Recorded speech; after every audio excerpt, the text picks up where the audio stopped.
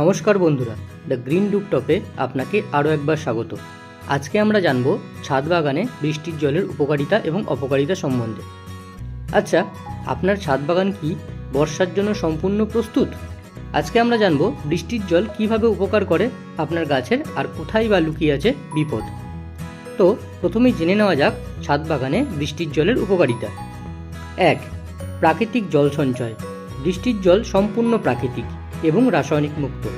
এটি গাছের মাটিকে আর্দ্র রাখে এবং জলের খরচও কমায়। 2. পুষ্টিকর খনিজ উপাদান। বৃষ্টির জলে নাইট্রোজেনের উপস্থিতি গাছের পাতা এবং ডালপালা বৃদ্ধিতে সহায়তা করে। 3. পিএইচ ব্যালেন্স উন্নয়ন। বৃষ্টির জল অনেক সময় মাটির পিএইচ ব্যালেন্স ঠিক করে, যা গাছের জন্য সহায়ক। 4.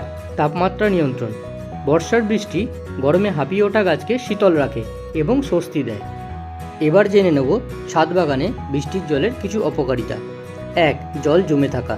বৃষ্টির জল যদি টবে জমে থাকে তাহলে তা গাছের মূল পচিয়ে দিতে পারে।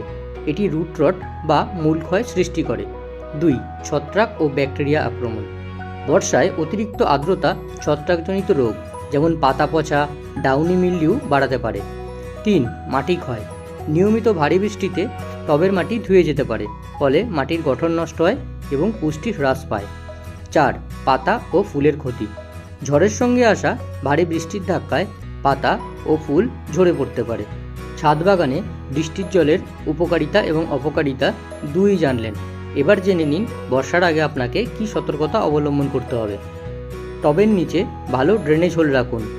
অতিরিক্ত জল ঠেকাতে টব একটু উঁচু জায়গায় রাখুন। বৃষ্টির সময় সেনসিটিভ গাছগুলিকে ছাউনির নিচে রাখুন। ফাঙ্গিসাইড ব্যবহার করে ছত্রাকের হাত থেকে গাছকে রক্ষা করুন।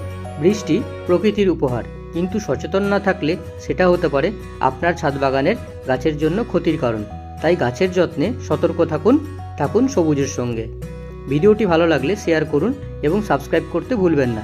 দ্য গ্রিন রুফটপে দেখা হবে পরের পর্বে। ধন্যবাদ।